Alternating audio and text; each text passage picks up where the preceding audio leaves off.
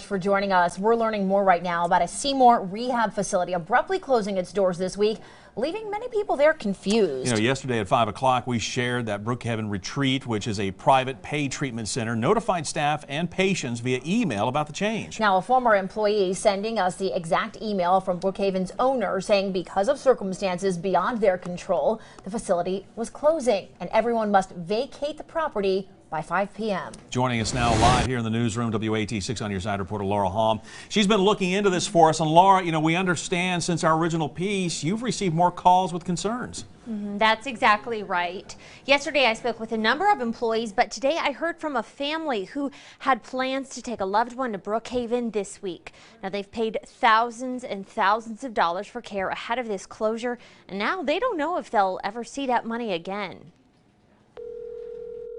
Today I got a call from Les Thompson, who's from Florida. This week, Mr. Thompson had plans to bring his wife to Brookhaven Retreat. It's hurting my wife this morning. We cried about a lot.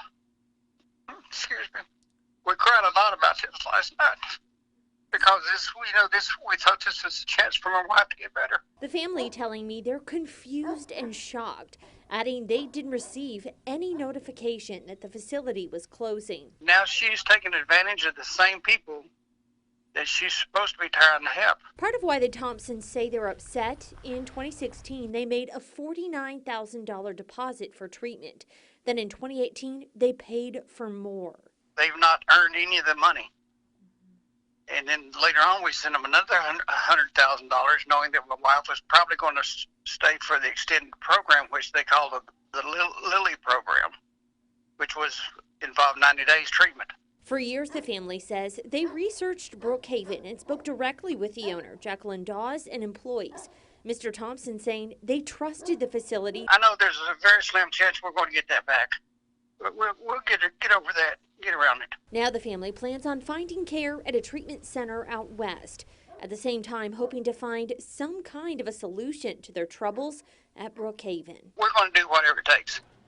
Now, it's important to mention I reached out to Brookhaven's owner, Jacqueline Dawes, again today, but her voicemail box is full. I sent her a text message, and I've not yet heard any of my calls or texts having them been returned. Guys. All right. Thank you, Laura. Now, we should note the State Department of Labor and Workforce Development telling us that they learned of the closure this Tuesday, the same day employees and patients were notified. As we told you, employees sharing with us said they were notified late last week that they would not be receiving paychecks for the last pay period. The state telling us the Labor Standards Unit has no recourse to recover employees' wages once an employer has closed the business. Now, of course, we're going to continue following the story and share the latest with you on air and online.